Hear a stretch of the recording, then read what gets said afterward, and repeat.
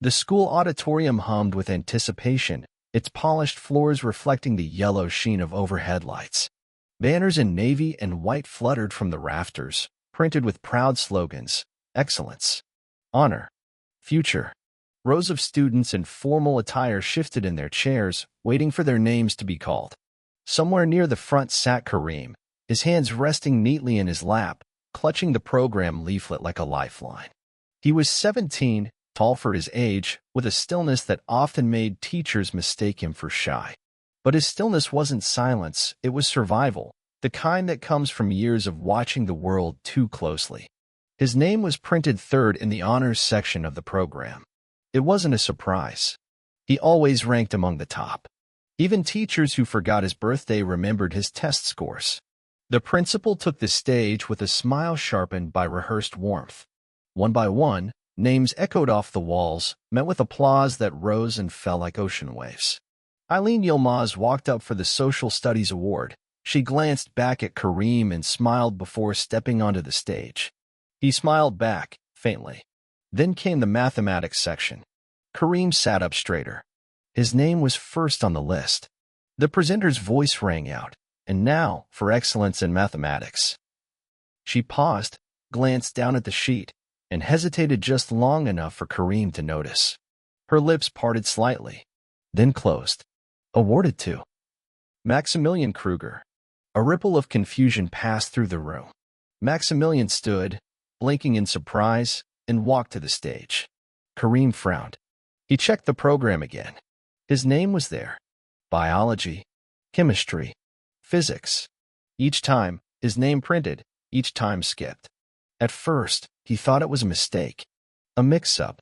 But as the minutes passed, as applause fell like a curtain over absence, a strange weight settled on his chest. Not anger. Not yet. Just a cold awareness. Frau Leitz sat 2 rows behind him. She noticed. She always noticed things others ignored. She leaned forward once, as if to say something, but didn't. Her eyes held him for a second, then dropped to her lap. After the ceremony, as students hugged and posed for photos, Karim stood still among the moving bodies. No one came to him. Eileen approached, but halfway through her smile collapsed into a look of helpless guilt. She muttered something about checking with the office. He nodded, though he didn't understand. Outside the auditorium, as students streamed out toward the courtyard, Karim was intercepted by Herr Mullenfeld. The administrator wore a pastel shirt and a smile that never quite reached his eyes. Karim, may I speak with you for a moment? His voice was so calm, it was disarming. Karim followed him into the administrative wing, past glass walls and potted plants, into a quiet office where everything smelled like paper and detergent. Herr Mullenfeld motioned for him to sit. There's been a small administrative issue, he said gently. Your records are under review. My records? Karim asked, not understanding. A discrepancy, Mullenfeld said. It's nothing you need to worry about right now. Just, for the time being, it would be best if you refrained from attending classes until the matter is clarified. Clarified how? Karim's voice cracked despite himself. Just a clerical thing, the man repeated, with a sympathetic shrug. Thank you for understanding. Understanding what? That he was no longer real?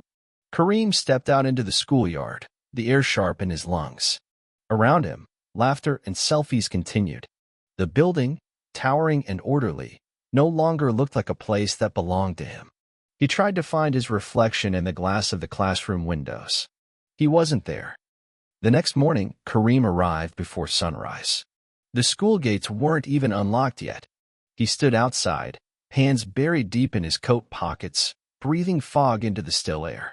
The building loomed familiar, but now felt off, as if something had shifted subtly in the architecture itself. Like a house you grew up in, only to return years later and find the ceilings too low. When the gates opened, he slipped inside quietly. His locker, number 113, second floor, opposite the biology lab, was empty. Not just cleared, but wiped. Even the sticker his sister had drawn for him, a rocket surrounded by stars, had been peeled off. There was no trace he had ever stood there. He tried his student ID at the library door. A red light blinked. Access denied. His phone buzzed. System notification, Your Learn Portal account has been suspended. Please contact administration. He checked the student portal from his phone browser. Class schedules. Deleted. Assignments. Gone. His name didn't appear on any list, not even among students with disciplinary warnings. He was nothing. He sat on a bench by the lockers, cold metal pressing into his back. Students began trickling in, some glancing his way with that same unease people show at hospital visits or funerals, where pity is tangled with the dread of contamination. Eileen passed by, slowed her step, then kept going. Later, he approached Frau Leitz's classroom just before the literature period. Her door was ajar. He waited. Inside, she rearranged chairs without looking up. When she finally noticed him, her expression flickered between warmth, worry, and restraint. She didn't speak. He opened his mouth, closed it again. I just need a copy of the reading assignment, he managed. She walked to her desk, retrieved a printed sheet, and handed it to him. Not overhand, not folded with care, just a silent exchange, paper between fingertips. When their eyes met, Karim searched for something: permission, apology, defiance. He found only fatigue. She nodded slightly, a teacher's nod, as if dismissing him from class. He walked away without saying thank you. That evening, at home, Miriam was waiting by the door with wide eyes. You're late. I stayed to talk to a teacher, he lied. Did they give you your award today? She asked, bouncing. Did you get it? He smiled, carefully. Not yet. She ran to her little table and came back holding a paper folded into a star. I made you this. For your rocket school. When you're an astronaut. He took it with trembling hands. Thank you, he whispered. Later, when she had gone to bed, Karim lay awake staring at the ceiling. His mother hadn't asked about school. She had stopped asking a long time ago, learning to trust that no news was good news. His father was silent at dinner, as always, reading the worn newspaper with articles about elections, budgets, and people who had faces. Karim folded Miriam's star and slipped it into his math textbook. The next day, he didn't go to school. He went to the park instead, sat on a bench with his textbooks on his lap and earbuds in, pretending to study. He watched the city move around him, trams humming, dogs barking, people arguing over phones. No one saw him. No one stopped. It wasn't the absence that hurt most. It was how smoothly the world continued without him. Frau Leitz hadn't changed the decor of her classroom in over a decade. The walls still held faded posters of Rilke, Brecht, and a sun-bleached portrait of Kafka taped unevenly above the blackboard. The room smelled faintly of chalk and lemon cleaner, with a back cupboard filled with lesson plans she hadn't used since before smartphones. On Tuesday morning, her class was unusually quiet. Not in a disciplined way, just thinner. As if one frequency of energy had been subtracted from the room. Karim's desk, second row from the window, sat unoccupied. She avoided looking at it. During break, she returned to her office and opened the email again. It had arrived 3 days earlier. Student status clarification Karim Rahimi. As per policy, Mr. Rahimi's presence in academic spaces is to be suspended pending verification of enrollment legitimacy. Staff are requested to avoid direct discussion of the matter with students or media until further notice. Thank you for your discretion. She had read it 10 times now. Each time, it felt colder.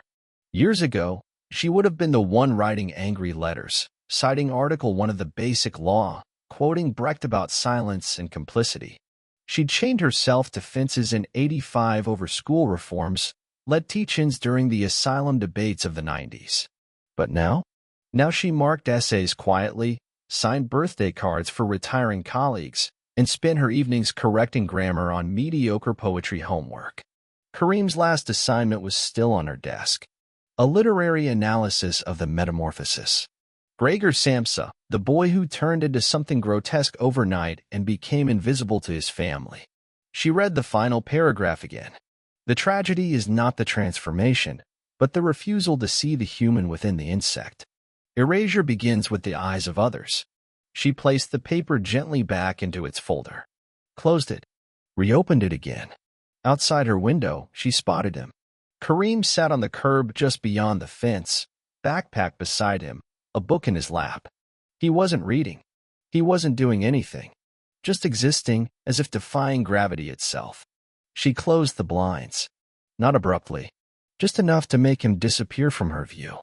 That afternoon, she assigned her class a new reading, Heine's Deutschland, ein Wintermärchen, a travelogue laced with satire and sorrow. No one reacted when she read aloud. Denk ich in Deutschland in der Nacht, den bin ich den Schlaf gebracht. She paused midline, her throat tightening. Eileen raised her hand. Does this poem mean the poet feels shame about his country? Frau Leitz nodded. Yes. And grief. No one spoke after that. She moved on quickly, discussing stanzas, structure, allegory.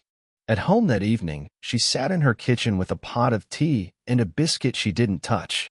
Her radio murmured softly in the background, some news about inflation and energy policy. The wallpaper peeled slightly near the sink. She stood abruptly and opened the drawer that held her old files, yellowed flyers from student protests, clippings from solidarity marches, speeches she once gave on open stages and campus quads. She pulled one out. Her handwriting, still sharp and certain, neutrality favors the oppressor. It took her a long time to fold the paper back and close the drawer. She returned to the table and finished grading papers. Karim's essay remained untouched. Karim sat in the waiting room of the school administration building, knees jittering beneath the chair. Around him, faded posters about youth empowerment and equal opportunity adorned the walls, their slogans brittle with irony. A digital screen blinked numbers in red, wart number 18. He clutched a sheet of paper, the notice he'd received in the mail the day before. It didn't say much, just that he had a scheduled appointment with the school's documentation office. No reason given. No contact listed. His name was printed at the top, followed by a student ID number, now crossed out in blue ink. When his number was finally called, he was led into a sterile office with white blinds and the faint hum of a coffee machine. Herr Mullenfeld sat behind a desk, typing something into a monitor. He looked up and offered a practiced smile. Karim, he said, as if greeting a distant acquaintance. Thank you for coming. Karim sat down slowly. You said it's about my records? Yes. Mullenfeld clasped his hands. There was a routine audit from the Regional Education Bureau. A mismatch was flagged between your enrollment form and your residence permit. Karim blinked. But I've been here for 6 years. I passed every background check. Yes, of course. Mullenfeld nodded agreeably. It's not about behavior or performance. It's simply legal classification. It seems your Duldung status was not renewed properly in the last cycle. Karim frowned. That's handled by the migration office, not me. Indeed, Mullenfeld said, tapping a pen against the desk. But under state policy, we're obligated to ensure all student files align with legal residency. Until your status is re-verified, we are required to suspend institutional access. Temporarily. Temporarily for how long? He spread his hands. Difficult to say. Could be weeks. Months. Depends on the authorities. Karim sat stiffly. So I just disappear? I wouldn't use that word, Mullenfeld said, still smiling. Karim stood. You didn't even tell my parents. There's a formal notice en route. As he left the building, Karim's footsteps echoed unnaturally loud against the marble floor. He felt not expelled, not punished, but misplaced, like a form filed in the wrong cabinet. Somewhere a system had ticked a box, and now he was unfiled. Misaligned. That night, at home, he opened a drawer in his room where he kept all his awards. Certificates, letters of praise, exam sheets. Proof of existence. He held up his first mathematics medal, a cheap gold disc with a plastic ribbon. Then another paper, top essay, spring term. His name, typed in bold. He ripped it in half. Then another. And another. By the end of the hour, his floor was covered in shreds of achievement. All the things he thought made him real. The next morning, he applied to a vocational school. He listed his grades, sent scanned documents, even included a letter of recommendation Frau Leitz had written for him months ago. The school's reply came 3 hours later. Thank you for your application. We regret to inform you that your enrollment eligibility is currently in question due to pending status verification. No greeting. No contact name. Just rejection by algorithm. He shut off his phone and walked. The city felt alien now. Every street he had walked 1,000 times seemed to recoil. People moved past him in soft waves, laughing, talking, holding coffee. He wanted to scream just to prove he had vocal cords. But he said nothing. He returned home past dusk. Miriam was asleep on the couch with a book in her lap. A drawing slipped out, a boy floating in space, smiling behind a glass helmet. She had written, "My brother flies." Karim stared at it a long time. Then he folded it gently and put it inside a book. Not to hide it, but to keep it safe. The park near the river was nearly empty that morning. Karim sat beneath a leafless elm, his backpack heavy with books he no longer knew what to do with. The ground was wet from last night's rain, but he didn't care. He had brought everything: his math binder, his science folders, the essays he'd spent hours perfecting, even the laminated certificate from the National Science Fair. One by one, he laid them out on the damp bench like offerings. He stared at the pile, his hands trembling. Not from cold. It wasn't just paper. It was time. Hundreds of hours, sleepless nights, the anxiety of getting every answer right. He thought if he were excellent enough, sharp enough, compliant enough, he would be allowed to stay, allowed to matter. But the system hadn't failed to see him. It had seen him exactly, and turned away. He took a lighter from his coat pocket, held the flame under the corner of a worksheet. The edge blackened, curled, then hissed out in the wind. He tried again. The flame flickered, caught a corner of laminated paper, then sputtered. Nothing wanted to burn. Across the city, Frau Leitz sat in the staff lounge, nursing a lukewarm coffee. Her colleagues chatted about holidays and classroom renovations. Someone joked about the broken projector. No one mentioned Karim. She excused herself quietly and returned to her classroom. The students were out for lunch. She opened her filing drawer, pulled out his essay again. The tragedy is not the transformation. She reread the line, pressing her hand against the paper like a bandage. Her chest felt tight. On her desk lay a letter she had started the night before, unfinished. She picked up the pen and continued. "Dear Karim, I saw what happened. I saw everything. Your work still lives on my desk. Your thoughts still echo in our room. I was told to remain silent. But silence is a language I no longer want to speak." She stopped, crossed out the last line, began again. Karim didn't burn the papers. Instead, he folded them. Every page, every note, every award. He folded until the pile became a dense, brick-shaped bundle bound with an elastic band. Then he walked to the riverbank and stood staring at the water, dark and glassy beneath a gray sky. He didn't throw it. He placed the bundle on a bench, sat beside it, and waited. He didn't know for what. A voice broke the silence. "Karim?" He turned. Eileen stood a few meters away, her backpack slung carelessly over one shoulder. Her eyes searched his face, uncertain, guilty. "I looked for you," she said. "You found me," he replied. She took a step closer. "I wanted to speak earlier. I just didn't know what to say." He shrugged. "There's nothing to say. I could try to help," she said, her voice cracking. "We could talk to the press. Or start a petition." Karim gave a hollow laugh. "You think they don't already know?" She looked down. "I'm sorry." He nodded slowly. "So am I." After a pause, he added, "You were my friend. I still am." But it didn't sound true. Not now. He stood, picked up the bundle, and walked past her without another word. She didn't follow. That night, Karim sat with Miriam at the kitchen table. She colored a planet with red and blue crayons, tongue sticking out in concentration. He watched her quietly, then asked, what would happen if an astronaut got lost in space? She didn't even look up. They'd find a way back. Or someone would find them. How do you know? Because they have radios. And stars. He smiled faintly, brushing a curl from her forehead. Maybe that was enough for now. Karim spent more time walking than sleeping now. He knew which benches stayed dry after rain, which corners of the public library had the fewest security checks. He learned to avoid the gaze of people in suits and to carry his documents in a waterproof pouch under his jacket, just in case anyone ever asked if he belonged. But no one did. Belonging had become a ghost, something once real, now distant and unprovable. He no longer went to school buildings, not even to sit outside. It was worse now. His seat had been filled, his locker reassigned. One of the younger students he used to tutor in chemistry passed him on the street last week and looked away. Karim didn't blame him. That morning, he sat on the roof of a low parking garage, legs dangling off the edge. Next to him lay the bundle of documents, no longer paper, but weight. His past condensed into a solid object.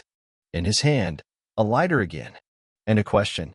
Would it matter if it all disappeared? Would anyone notice?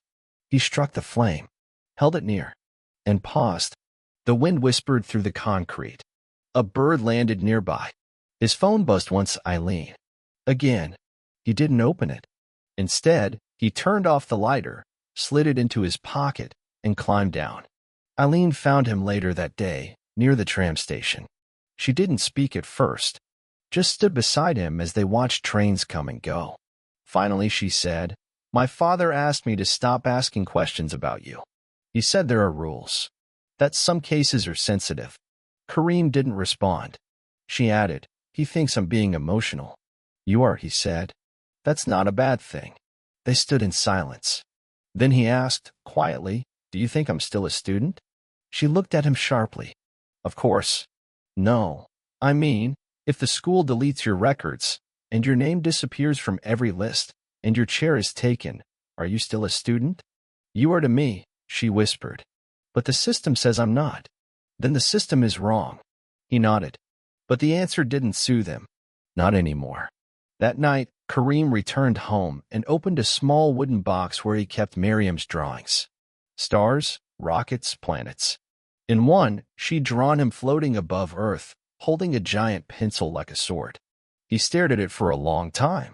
Then he took out a blank sheet and began to write, not homework, not an appeal, but something else.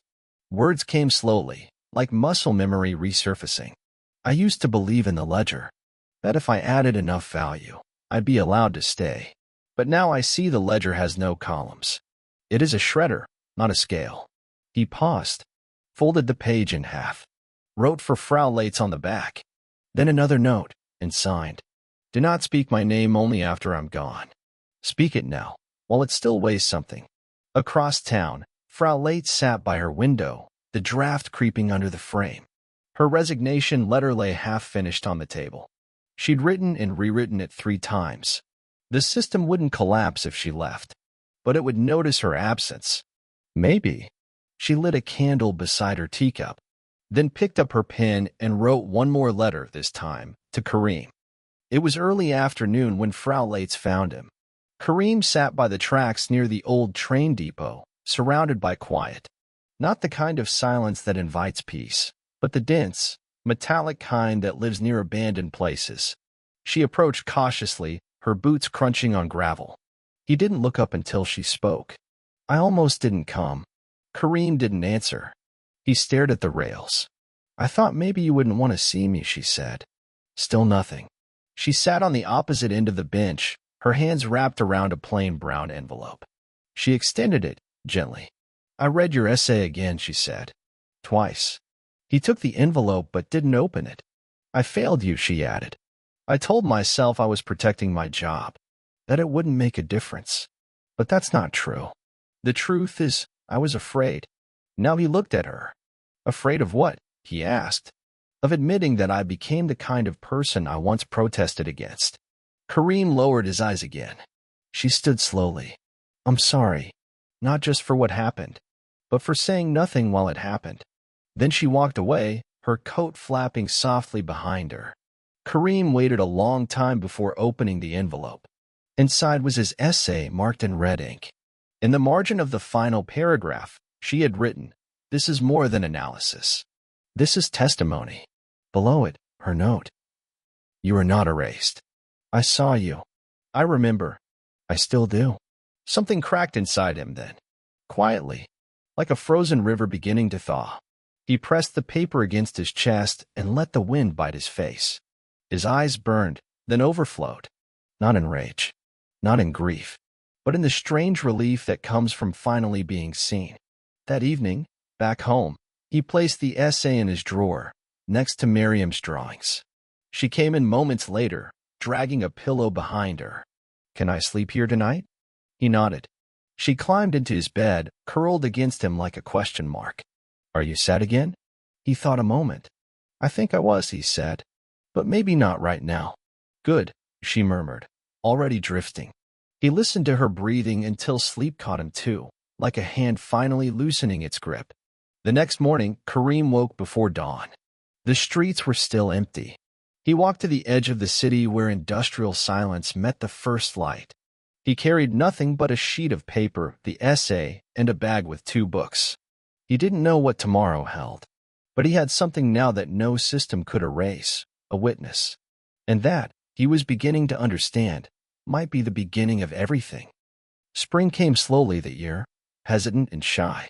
The trees along the city boulevards began to show green again, as if unsure they had permission. Karim noticed the change from his bedroom window, not with joy, but with the quiet recognition of someone still learning how to expect things.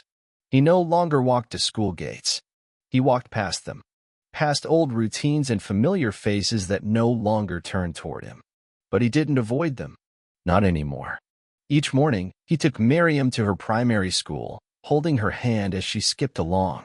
She talked about math puzzles and planets and a girl named Nelle who wanted to be a bird. Karim listened, nodding, answering questions like a scientist answering an astronaut in training. After dropping her off, he returned home and unpacked his own kind of classroom. In their living room, he set up a table. A whiteboard leaned against the wall. 2 neighborhood kids, one from Morocco, one from Syria, arrived every afternoon for lessons. He taught them algebra, German grammar, and the basics of coding. Sometimes Miriam joined in, pretending to be the principal. They called it Karim's school. It wasn't official. It had no stamps or certificates. But it was real. One day, a small envelope arrived in the mail. No return address. Inside was a single sheet of paper. "You were the best part of my career. I've resigned. L." Folded inside was a copy of the resignation letter Frau Leitz had submitted to the school board. A handwritten postscript added, "Let the next person speak louder." Karim smiled. Just once? Weeks later, he sat in the city library filling out a university application form. The screen asked for identity number. He left it blank. The system flagged it with red. He printed the form anyway. He attached his essay, the one Frau Leitz had marked. He didn't sign his name, but he included a final line on the last page. "I'm still here." He mailed it the next day. The final scene came on a quiet evening. Karim and Miriam lay on the grass behind their building, staring up at a sky beginning to show stars. "Do you think," she asked, "that there's a school on Mars?" "Maybe," he said. "And maybe they're waiting for someone to teach there." She looked at him, eyes wide. "Would they let you in?" He laughed softly. "I think they'd need me." Miriam nodded, satisfied. Above them, the stars blinked silently. No border control. No application forms. Just light. And in that light, Karim breathed, not erased, not hidden, not begging to exist. Just there,